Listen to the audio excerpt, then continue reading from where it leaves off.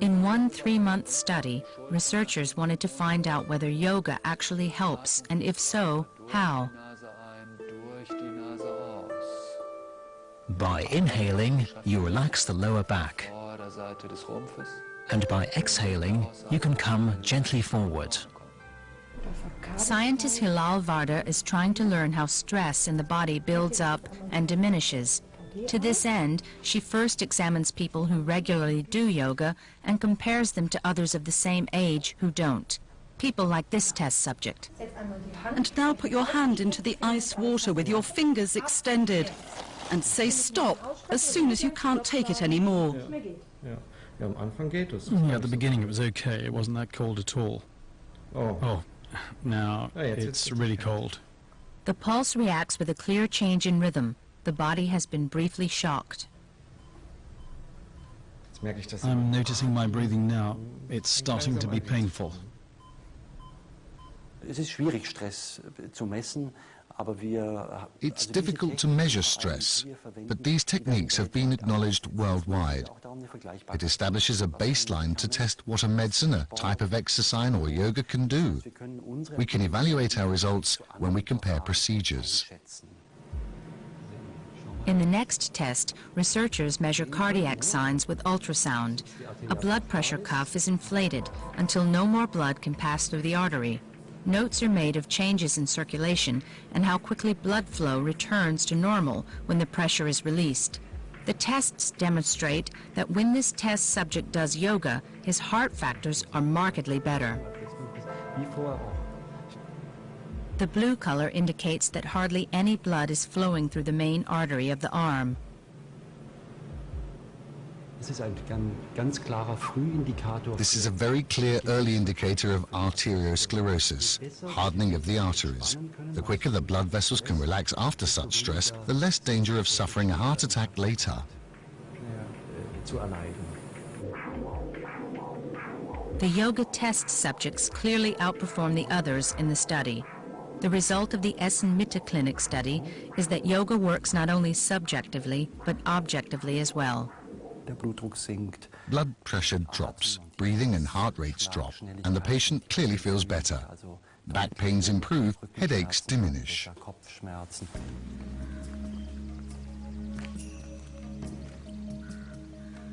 In India, Nadine, the exhausted consultant from Frankfurt, has her next adventure with Ayurveda. This is a therapy performed with Indian gooseberries. It's for her headaches, which continue to grow stronger, a side effect of the hearing loss. In the Western approach to my tinnitus, they concentrated on my ear, but here the ear actually plays no role at all. It's much more so the whole body that is taken into account.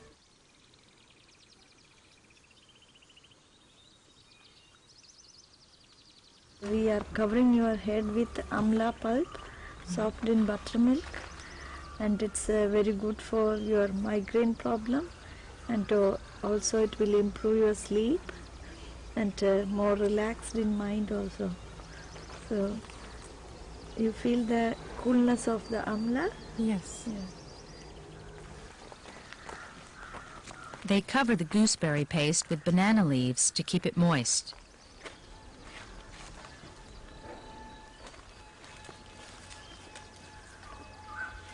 It will take a long time before Nadine is completely free of her headaches, but the treatment does have an effect, and she hopes to be healed of her tinnitus in 4 weeks.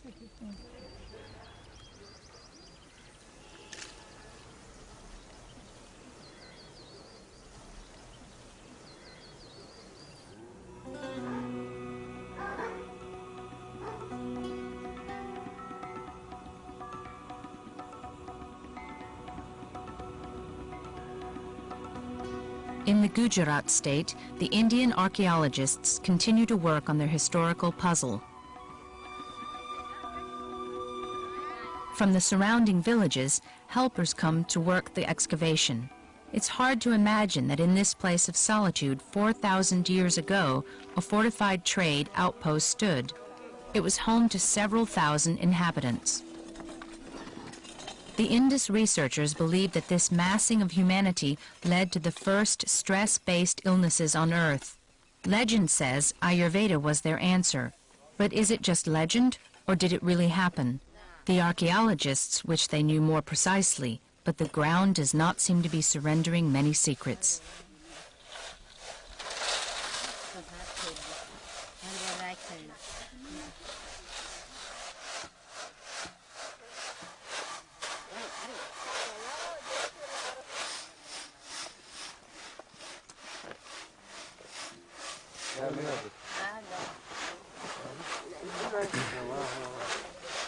Look, Mark, what we have found here. Some beautiful carnelian beads.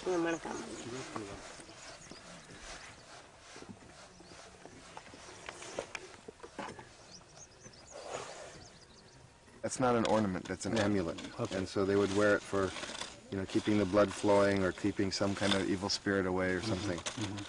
So in Ayurveda, all of these stones are still used for that same kind of purpose. You know, they have that quality that it's hard to quantify scientifically, but it has some spiritual significance or some kind of benefit to the health. Mark Knoyer wants to do some tests to find out what there might be about this stone that made it significant. So he drives to the city of Gondal, 3 hours away.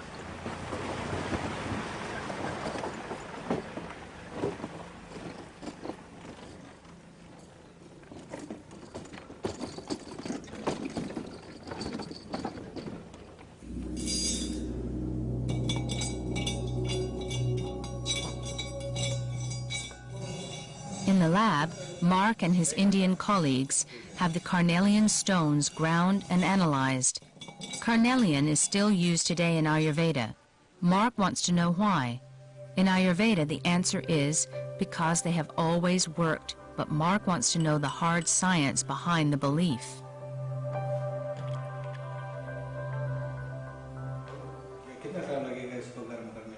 But even in India, people are starting to ask why some things work and some don't. So this is the key.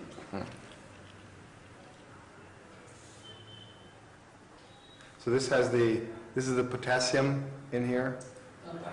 Potassium. Followed in magnesium. So magnesium must have some kind of beneficial properties. Maybe the Indus knew about this and they were using these beads and wearing them. I don't know that the Indus people were ever grinding them up. Carnelian today is said to have a good purifying effect on your blood. So if you wear carnelian, then your blood flow is clean and it purifies your blood. Coral is used for the same thing. So the use of carnelian has come from a very early period of time.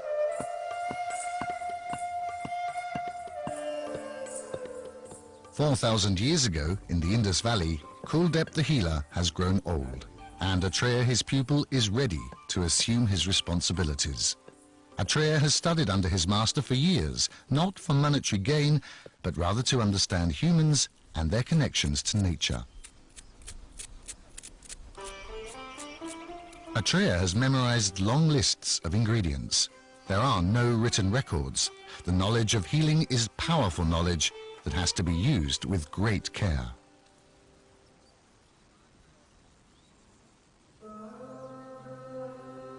The knowledge is passed on only to men who prove themselves worthy of it. Finally, Kuldep trusts Atreya enough to pass on the ultimate secrets. Only at this point does Atreya become a guru. The old master will withdraw into solitude, while Atreya will use his abilities until one day he too will pass his staff on to his pupil.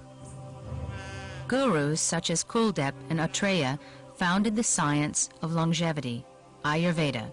They listened and tested. They observed themselves and the health-related changes in their own bodies.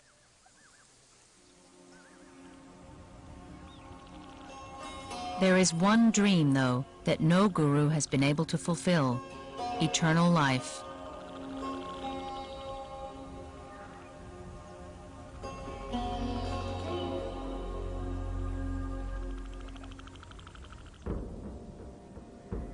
But after 700 years of peace, violent conflicts initiated from the outside threaten to bring down the Indus culture. War rages across the land. and the knowledge of healing and health, collected and passed down over centuries, is in peril of being lost.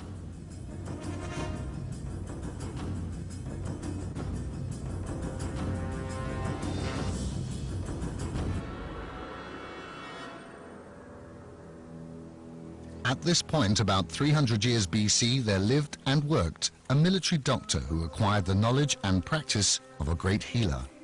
But in contrast to generations before him, he wanted to secure that knowledge. He wrote it all down. His name was Sushruta. For the first time, Ayurveda, the secret of long life, was put down into writing. Sushruta wrote by pricking holes in palm leaves using Sanskrit, the Indian language of the learned.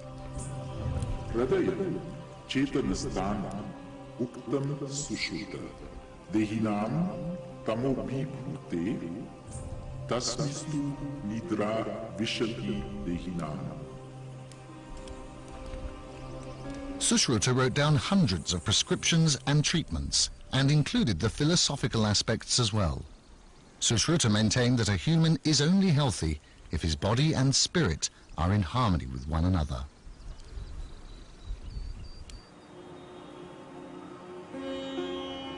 Sushruta's original pinprick writings have long since disintegrated, but his writings were continually recopied by Ayurvedic scholars. This handwritten copy is stored at the Ayurveda College in Trivandrum. Even today, Sushruta's books are still read and his prescriptions are still used in Ayurveda.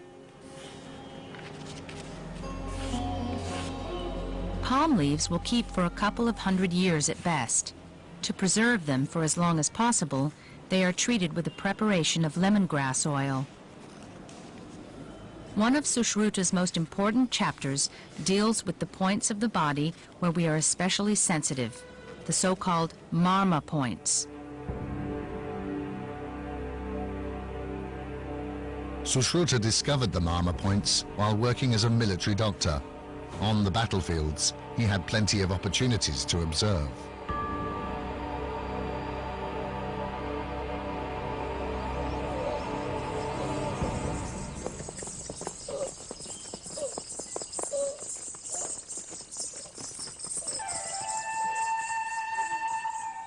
Sushruta introduces surgery into Ayurveda, along with an early form of anesthesia. His method consists of manipulating deep-seated, especially sensitive points on the body. These are the marma points. Using this knowledge, he is better able to treat the injured on the battlefield. Sushruta finds that with knowledge of the marma points, one can kill as well as heal.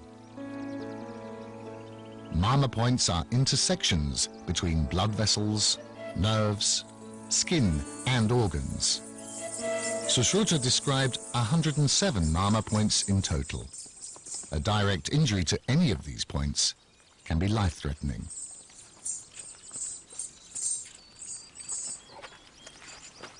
Knowledge of these sensitive points is used in warfare to disable opponents.